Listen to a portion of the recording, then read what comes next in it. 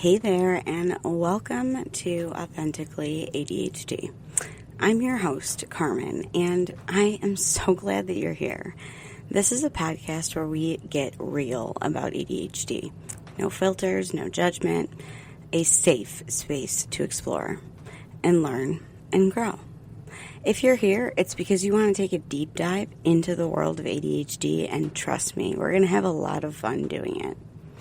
Now, you're probably wondering, why did I start this podcast? Well, in true ADHD fashion, it all started very impulsively. One day, I thought, I should start a podcast, especially with all this paperwork that I have and all these notes that I have trying to understand my own ADHD. And the next thing I knew, here I am, sharing thoughts with you. I don't know, 200, 100 episodes later? I don't know. I lose track of time. I'm time blind. Are you? Anyways, when you have ADHD, ideas come fast, and sometimes you just gotta roll with them. Honestly, this podcast was born out of my passion for understanding ADHD in a deeper way with the newest research. You see, pills don't teach skills. That's something I've learned over the years. Medication can help and is a great tool to use, but true growth, that comes from knowledge, understanding, and actionable skills. And so that's what I want to share with you. Research-backed insights, practical tips, and lived experiences of someone who's been there. Now, a little bit about me. I'm not just a host of this podcast. I'm also an early childhood special education teacher, which means I've spent years understanding how children learn, grow, and thrive in ways that work for them, especially when they're neurodiverse. And I'm also a certified life and performance coach, guiding people to unlock their full potential in both their personal and professional lives. But here's the thing that makes me a little different. I'm also a late diagnosed ADHDer. And on top of that, I self-identify as being on the autism spectrum. So when I talk about ADHD, it's not just from a professional perspective, it's from lived experience, because I get it. I know what it's like to feel like your brain is running at full speed while everyone else is moving at a different pace, and you have instructions that are in Japanese and upside down, and everybody else got them in their own language. Throughout this podcast, I'll share all kinds of insights about navigating life with ADHD, from the everyday struggles to the strengths that we can celebrate. We'll talk about everything from time management to relationships to self-advocacy, and all about how to live authentically in a world that often asks us to be anything but. Whether you have ADHD yourself or you want to understand it better, you are in the right place. So, let's get started.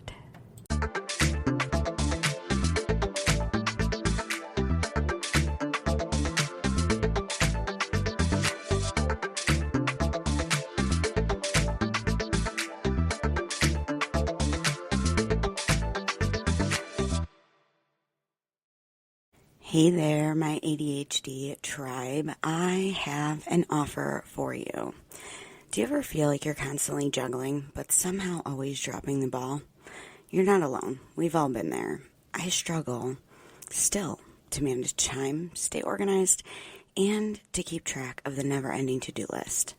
I'm Carmen, and I get it. Trust me, that's why I have created Thriving Authentically with ADHD, Executive Functions and Coping Strategies. It's a course designed to help you take control of your ADHD brain instead of letting it control you. But here's the kicker. It's not just a course. It's a journey.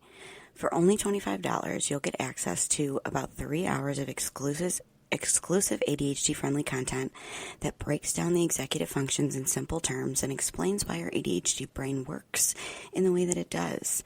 And most executive functions, most importantly, it'll teach you practical, research-backed coping strategies that you can start using today. From working memory struggles to time blindness to emotional regulation, we cover it all. Plus, you'll get a workbook in your email packed with interactive exercises to help you reflect on your own ADHD journey, track your progress, and apply what you've learned at your own pace. But that's not all. You also will get 2 personalized coaching sessions where we can dive into your specific challenges and create strategies that work for you. No more one-size-fits-all solutions, just real, authentic, tailored support. And the best part, you get all this for just $25. That's less than a cost of a meal out. Plus, with my proven strategies, you can start improving your executive function skills in no time. Imagine finally understanding your ADHD brain and learning how to thrive and not just survive. Don't wait too long. The spots are limited. Sign up today and let's get started on your journey to thriving authentically with ADHD.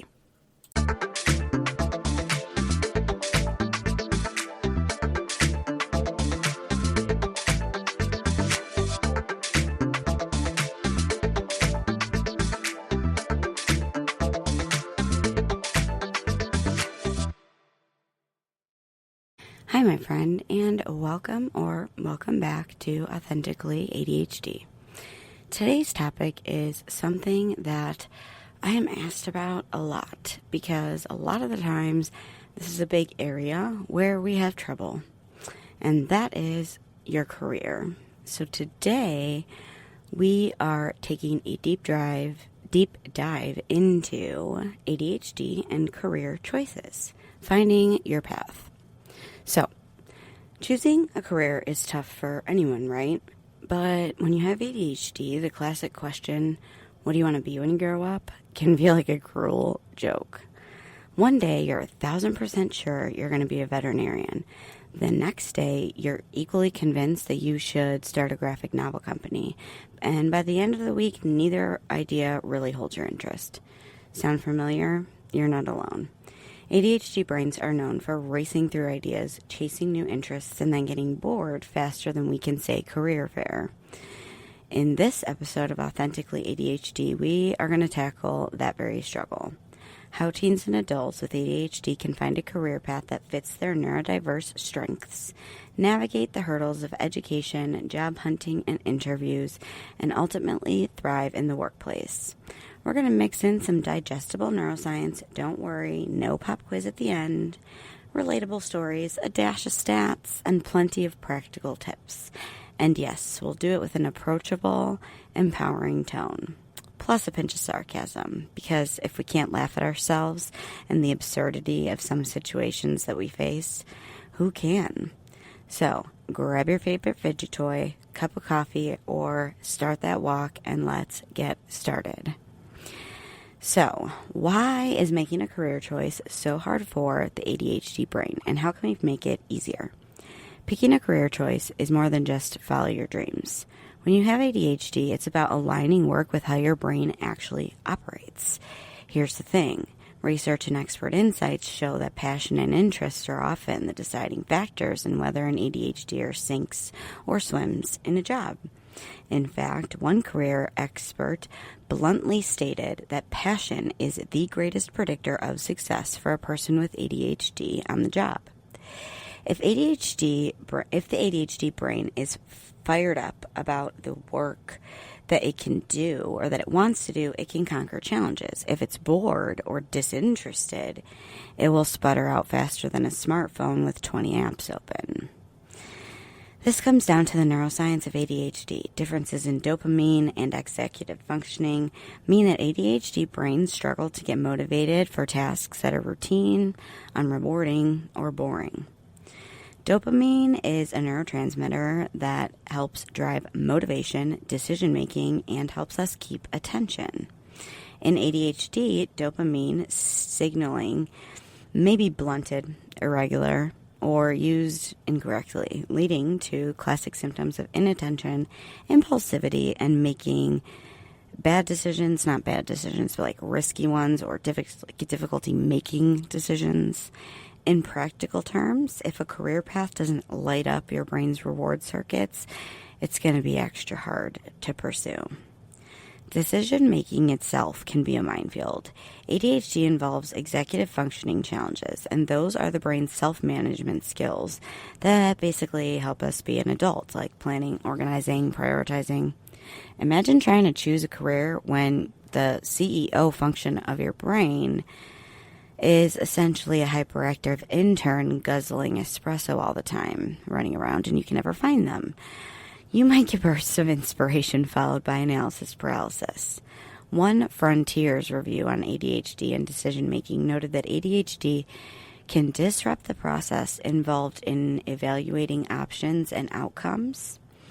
No wonder you might flip-flop between career ideas or impulsively latch onto one without fully considering if it's a good fit. Now, layer on the real-life pressure. Teens with ADHD might feel overwhelmed by well-meaning adults asking about college majors, while adults with ADHD might have tried a few jobs already and worry they'll never find the right one. It doesn't help that straightforward career counseling often isn't enough for ADHD individuals. A clinical psychology review pointed out that traditional career counseling don't always address the unique needs of adults with ADHD because these folks benefit from brain-based guidance and coaching to find a good match for their strengths and weaknesses. In other words, the usual advice of just make a pros and cons list or stick with one thing will probably fall flat. Wow. Like, if only if it were that easy, said every single person with ADHD ever, adding in a very sarcastic eye roll, probably to the point that it hurt. So, what does aligning with neurodiverse strengths actually mean? It means identifying what you're actually good at, because just because you have ADHD doesn't mean you suck at everything, which is sometimes what we think. Some of the things that we're good at, we excel at because of our ADHD. What environments play to those strengths? ADHD, again, is not all about challenges. It often comes with, and I don't like this word, but for lack of a better term, it comes with little powers like creativity for some people, hyperfocus for some people, on things we find interesting, high energy, spontaneity, and out-of-the-box thinking, all, again, for some people, not all people with ADHD, right? Like, some people with ADHD don't experience these quote-unquote superpowers, which means they probably will need to work with a coach and work with them much closer in order to find a job that's going to interest them. One Forbes writer and disability advocate noted that people with ADHD are often highly observant problem solvers who can hyperfocus on solving problems and work with great passion and drive. Now, our brains do this. We are highly observant, and our brains are problem solvers. Think about the way that our brains problem solve in negative ways, like rumination or question loops. Remember how you could hyperfocus on solving problems and work with great passion and drive? Think about the times that you were in the zone. Maybe you brainstormed brilliant ideas for a project at 2 a.m., or you taught yourself a new skill practically overnight because it intrigued you. Those moments highlight potential career clues. Why do you think that I went towards teaching and podcasting? I like to teach people new things that I learn, and I like talking. And both of them motivate me to make the world a better place by teaching people about ADHD, something that I am very intrigued by because I have it and I learned of that later. Also, I love to teach the preschool age because they're just so curious and they ask questions that I would never think of, and it's wonderful. Anyways, back to it. Experts suggest that looking for jobs that minimize these inherent strengths don't hinge entirely on your weaker areas.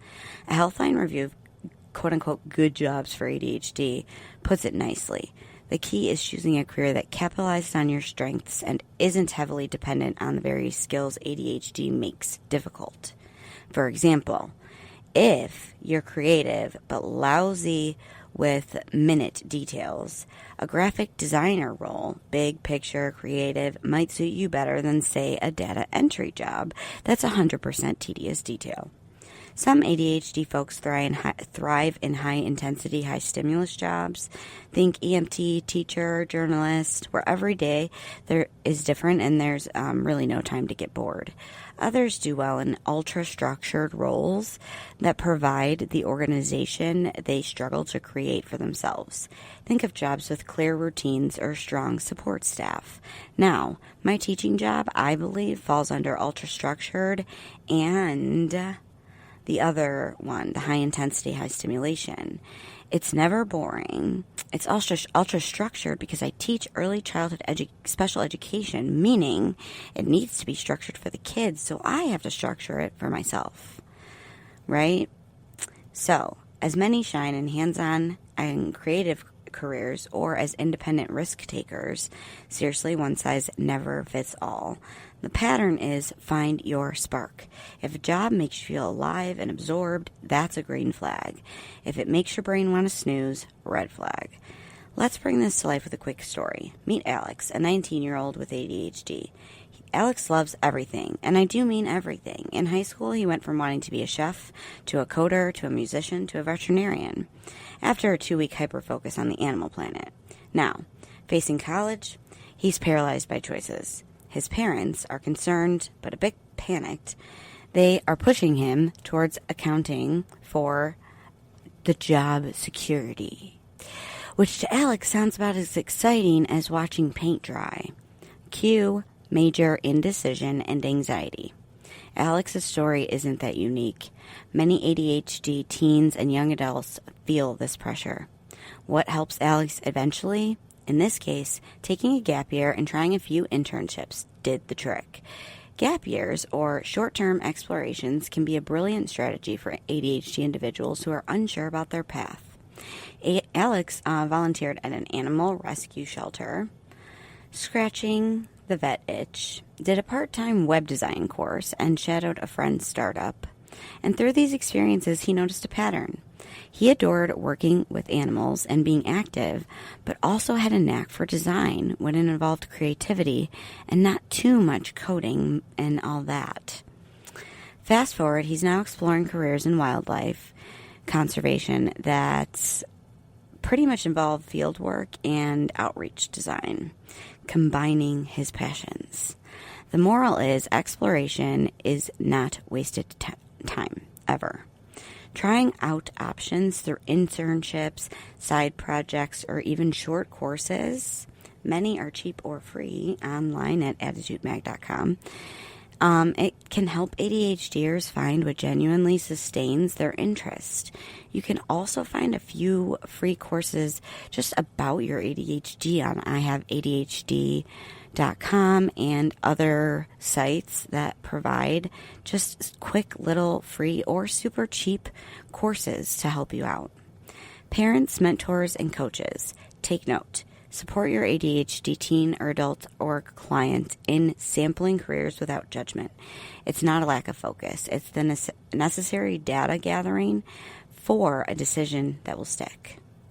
Before we move on, let's sprinkle a little reality alongside all this optimism.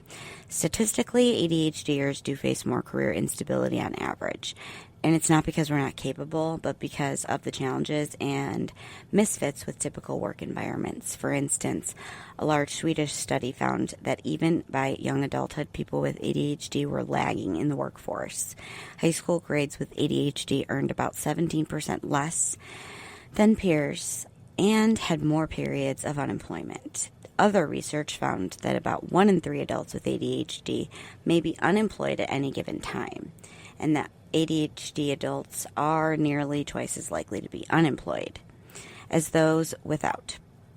That's a serious gap, all right? And that's a quote from Suicide Prevention, Australia.org. And it's not because ADHD folks can't succeed. It's often because many land in jobs that don't suit our brains. We don't get support.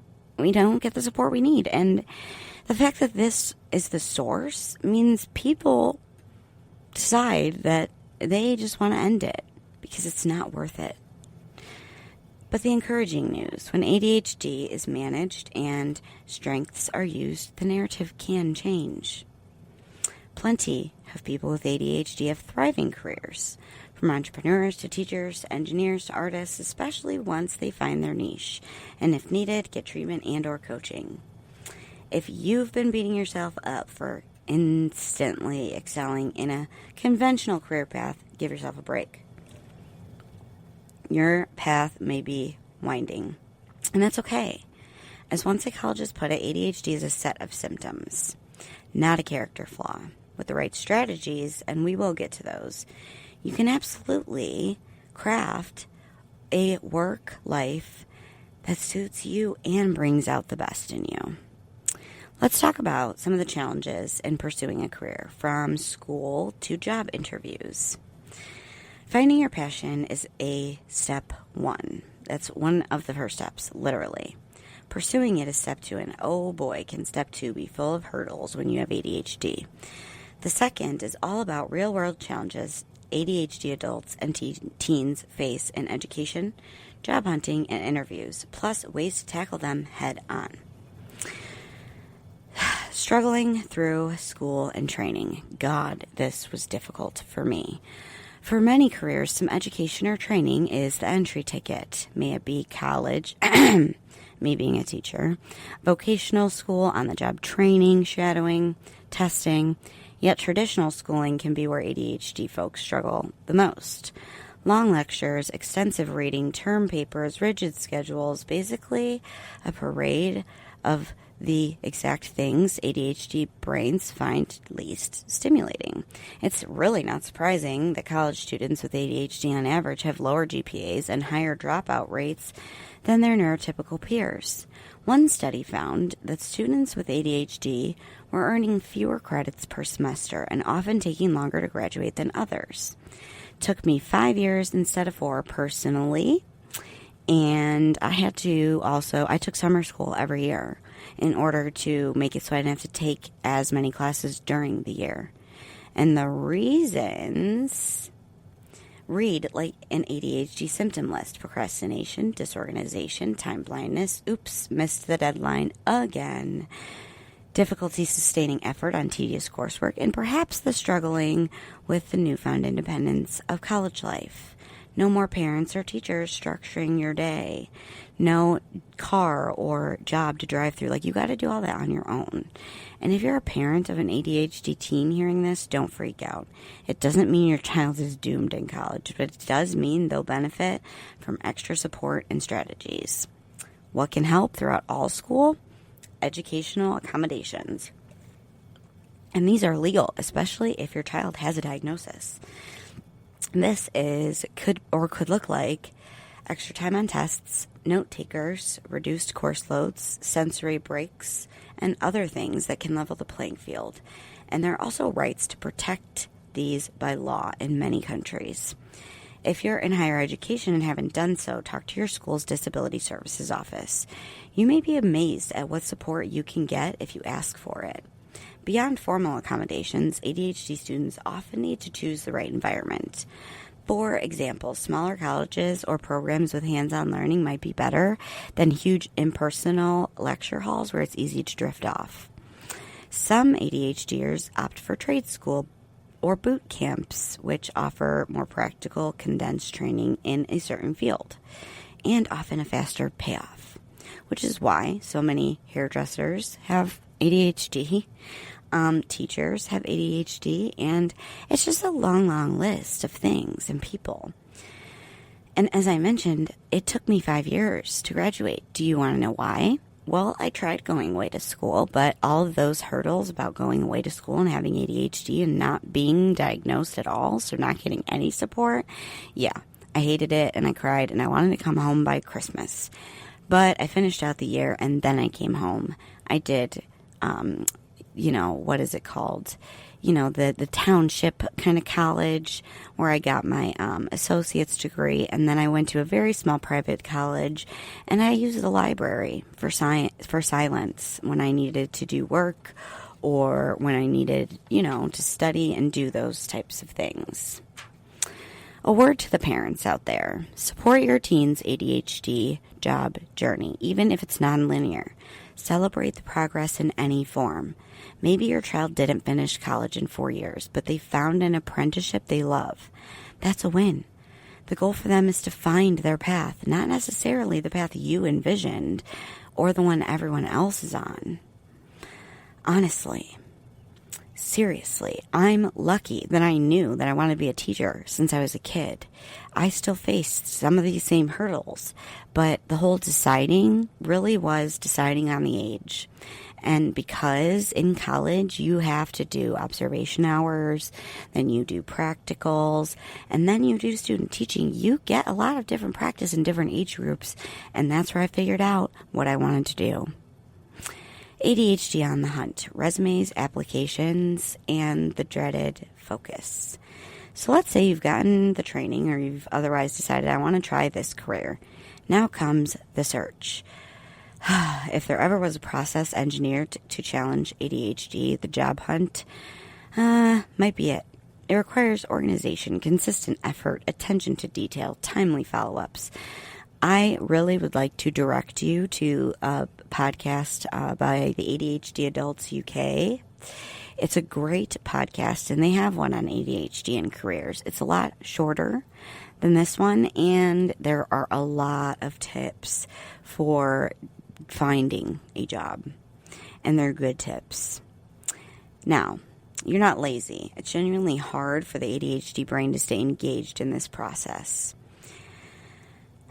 Let's talk about some strategy and sanity into the process of this. Treat the job search like a job. It might sound trite, but it's smart.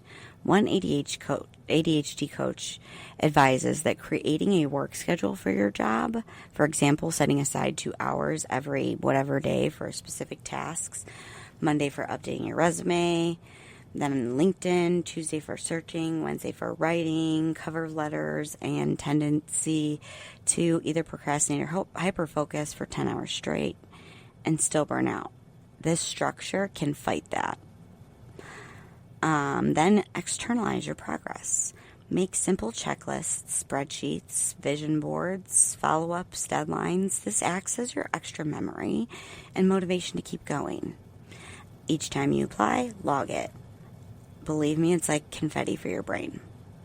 Play to your strengths and applications. Traditional resumes may not show off the best of an ADHD candidate, so highlight the things that you excel at. Are you great at creative problem solving? Did your hyperfocus lead you to master a skill in record time? Did your impulsivity ever pay off in a positive risk that achieved something? These can be spun as strengths in your cover letter or interviews. More on interviews later. Also, a pro tip, if your writing isn't your forte, consider a non-traditional resume format. Some ADHD job seekers use visual resumes or present personal websites to showcase their work. Narrow your focus. Paradoxically, ADHD job seekers can get overwhelmed by too many options. You might want to cast a wide net.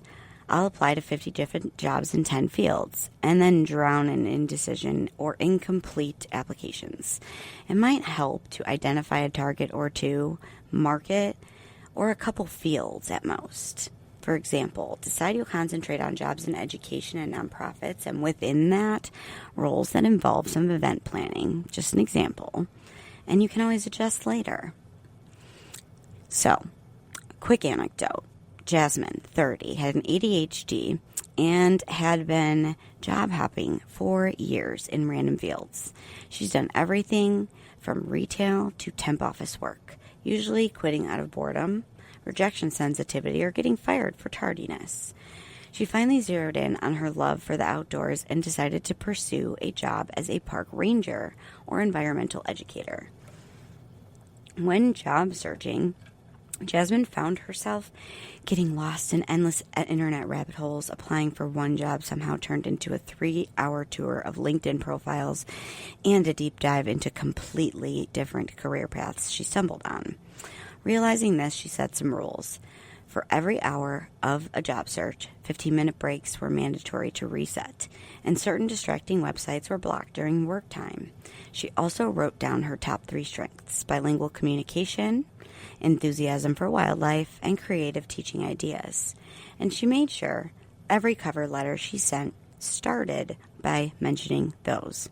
This kept her cover letter on track and authentic, rather than generic templates that she'd tune out while kind of filling in. It took a couple months, but she finally landed an interview for that environmental educator role at the nature center she loved. The role truly fit her passion and skills, and now she's thriving.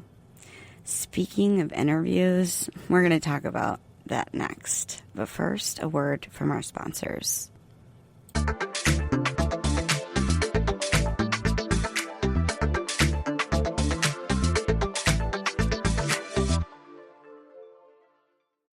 Hey there. If you're looking for a game changer in managing your ADHD, let me tell you about something that's made a huge impact on my life. Focused, the adult ADHD group coaching program by Kristen Carter. This isn't just another program. It's a community. It's a roadmap. It's a lifeline for adults with ADHD who want to thrive.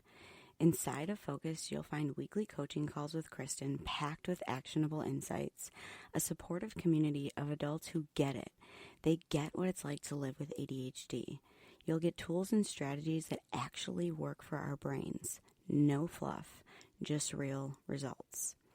I've been a part of Focused for over a year, and let me tell you, it's where I've learned so much of what I share with you on Authentically ADHD. It's been a game changer for me, and I think it could be for you too. And here's the best part. If you use my link to join, we both save money. It's a win-win. So if you've been looking for the right ADHD support, this is your sign to check it out. Head to the link in my show notes to learn more and sign up. Let's thrive together with tools and support that we need to succeed. Are you also loving what we're doing on Authentically ADHD but want to take your experience to the next level? Well, I have got something for you. Introducing the Authentically ADHD Patreon, your VIP pass to the ultimate ADHD support hub. As a Patreon member, you'll unlock exclusive perks like early access to every single episode, hear it before anyone else does, a treasure trove of resources that I've made, tools, guides, and worksheets to help you thrive in everyday aspects of life, direct coaching opportunities with me designed to help you harness your ADHD powers, and the cherry on top, an incredible community of like-minded individuals who just get it. You're not alone on this journey, and together we can be unstoppable. By joining Patreon, you're not just supporting the podcast, you're fueling a movement. Together, we're breaking stigmas, embracing authenticity, and creating a world where ADHD is seen as a strength and not just a struggle. So what are you waiting for? Head over to patreon.com/authenticallyADHD and join the family today. Let's keep growing, thriving, and showing up authentically together. Hope to see you over there. Back to the show.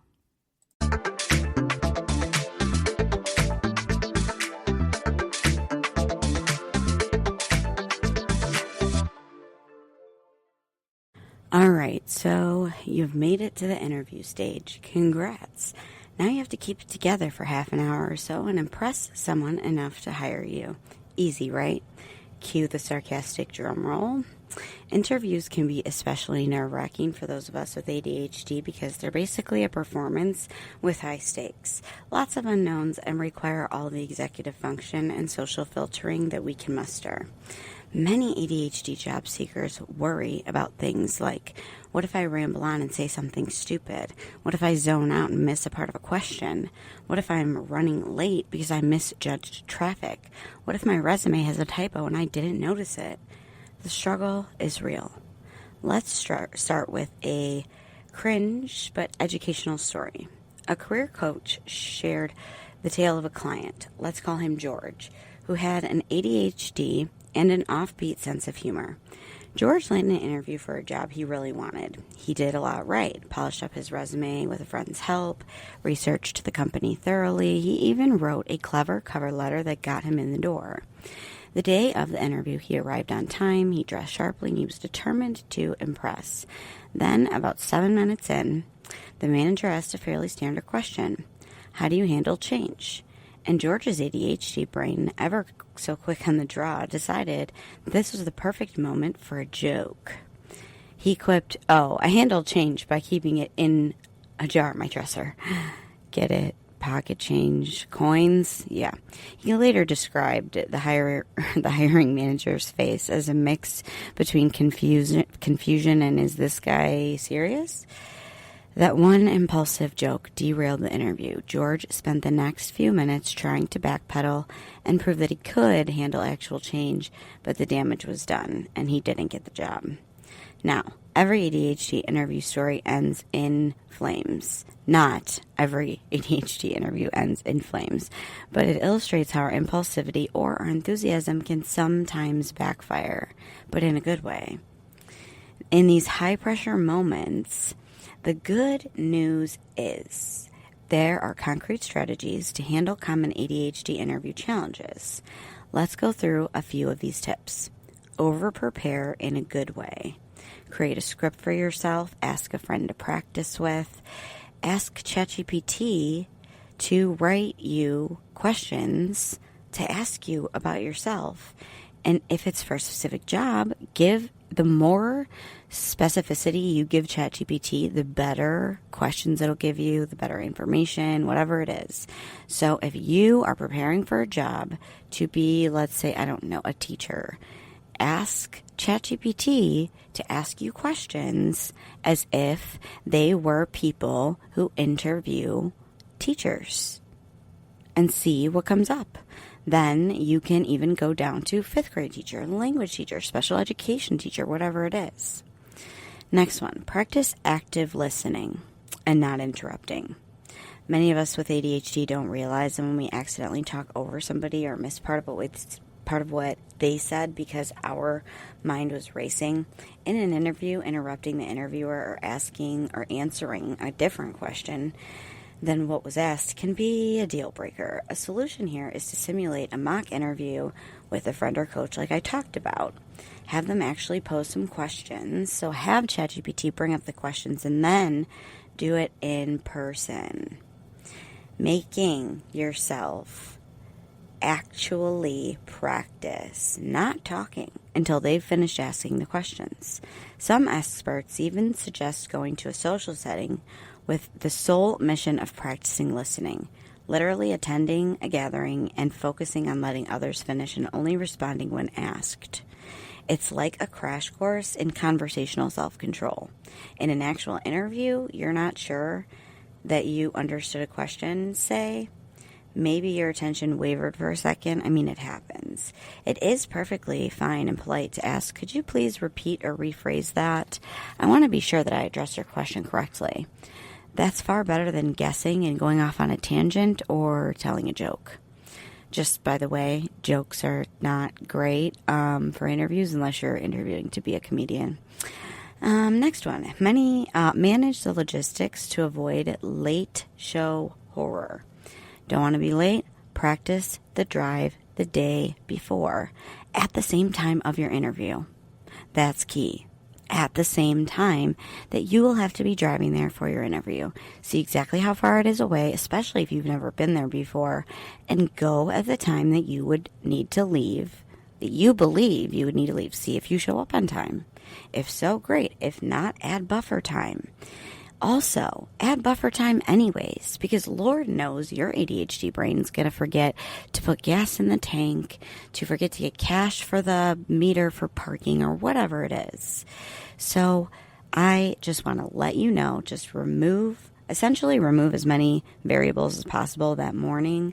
So even if ADHD throws you a curveball, where are my keys? I don't know what to wear. You've got time to handle it without sprinting into the interview room, disheveled and apologizing. Set yourself up for success the night before or the day before. Practice all the things. Set out your clothes. Practice the drive. And I swear it will have you a lot more confident. You'll be able to sleep better and you won't be running in with your shirt on backwards saying sorry, sorry, sorry. Last but not least, reframe ADHD weaknesses as strengths.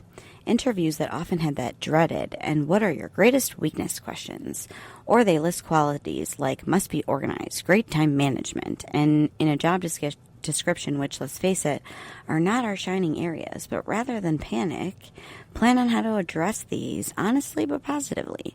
You don't have to blurt out, well, I have ADHD, so I'm really terrible at time management. Instead, you could say something like, I've learned that I need to be very mindful of my time, so I use tools like calendars and alerts to keep myself on track. I haven't missed a deadline in the past year. If you worry about your attention to detail, you might add, I know I'm a big picture thinker, so I always double or triple check my work or have a colleague review important documents. I've made that a routine to ensure quality. In other words, focus on the solutions and self-awareness that you bring to the table. This shows that you're proactive and resilient. If you have a job coach or strategies you can use, it's okay to mention them briefly as proof that you can handle these challenges. And emphasize the flip side. Maybe your weakness of being easily bored means your cultivated strengths in creativity and efficiency. Because you find faster ways to go to get mundane tasks done, turn that narrative around in your favor. By combining these tactics, you'll walk into your next interview more prepared and more confident. Sure, you are still going to be nervous. That's normal. You're human. But you'll have some muscle memory to fall back on from practicing. And if an impulse does slip out, because nobody's perfect, don't beat yourself up. Recover with grace and humor if appropriate or possible. One last note on this. If your ADHD is severely impacting your interviews despite trying these tips, consider whether you want to disclose your ADHD to the employer at some point in the interview. This is a very personal decision, and there's no one right answer. Some people choose to disclose it up front, during the interview, or after they get the job. For example, explaining, I'm someone who has ADHD, which means I have lots of creative energy, but I may take extra care with organization. I use tools to help me with organization, time management, and all that. Disclosing can help if you need accommodations, even during the interview. Say, like more time for a written test or more time to process and answer the question.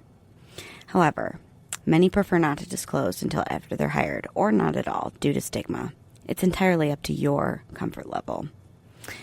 Now, let's go over strategies for thriving in the workplace, because yes, you can, even if you have ADHD.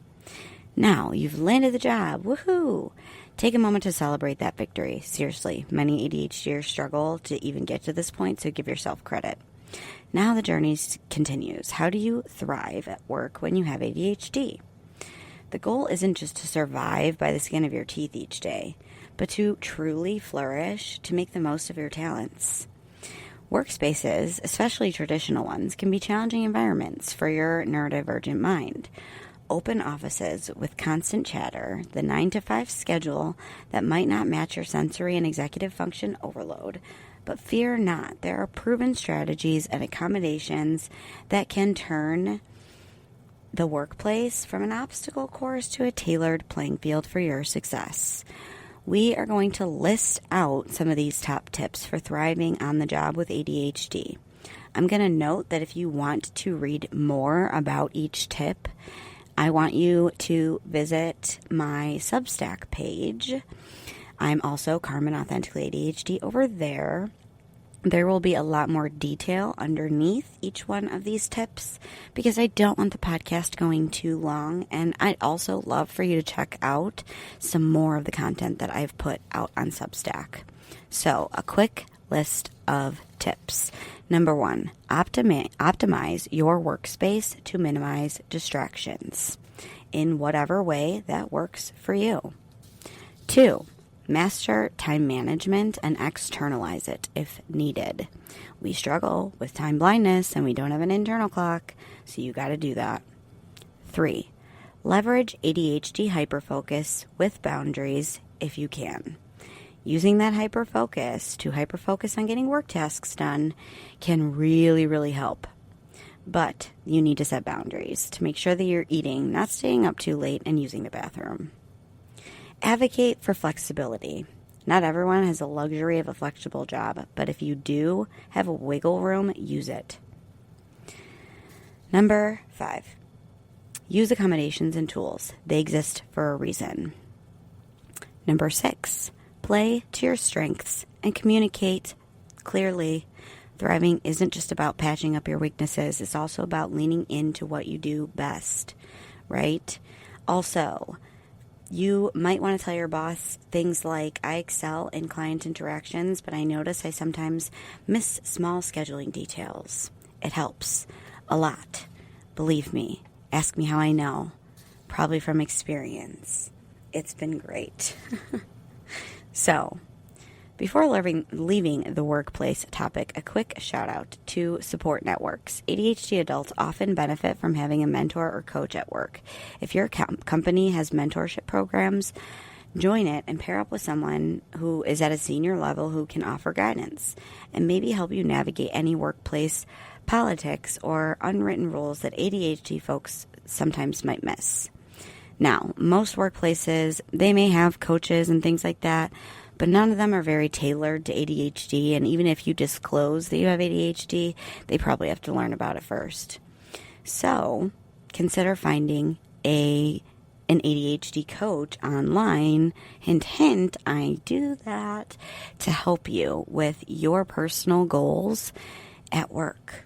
I've done that for a client of mine, and since his promotion from colleague to manager, he has been thriving and under a lot less anxiety.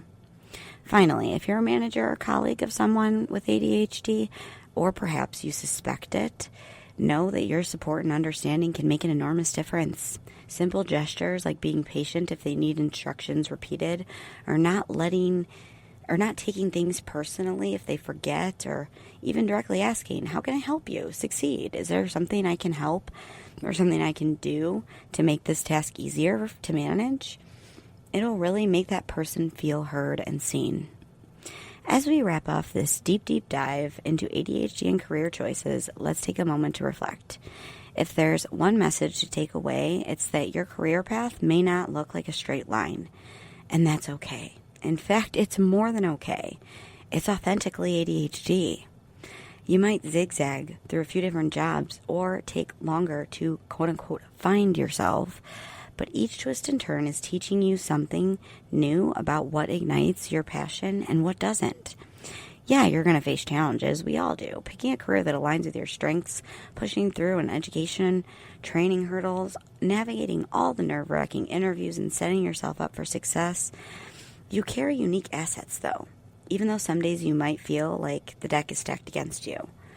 The world needs us creative problem solvers and big picture thinkers, energetic doers and idea machines, and people who aren't afraid to challenge the norms. All qualities that many of us have in spades.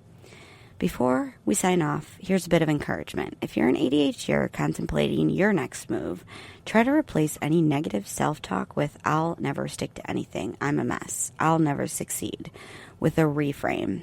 Maybe you haven't found the right fit yet, or maybe you weren't given the support you needed. That's not a personal failure. Keep advocating for yourself and keep experimenting with what works for you. Your career path might end up being something wonderfully unconventional that you design for yourself. And if you're already in a job and struggling, know that many have been in your shoes and have turned it around. Small changes, even as simple as getting a whiteboard to organize thoughts or speaking up to your boss about a slight adjustment, can be a new chapter where you're not just getting by at work, but truly thriving. If you found this episode helpful or at least mildly entertaining, I mean, where else do you get career advice or with coin jar jokes, and meerkat analogies? Please share with others who might benefit. Spread the word that neurodiversity in the workplace can be a strength, not a weakness. And if you share it to social media, make sure you tag me at Authentically ADHD _podcast so I can give you a huge virtual hug. And for your personal reflection, take a few minutes after this episode to think about your own journey. What careers or activities make you feel alive or engaged? What supports do you wish that you had? Jot them down. Self-awareness is golden. You might even write a note to your future self about what you need in a career to be happy. Thank you for listening to Authentically ADHD. Now go out there and find your path. Stay authentic, and we will talk soon.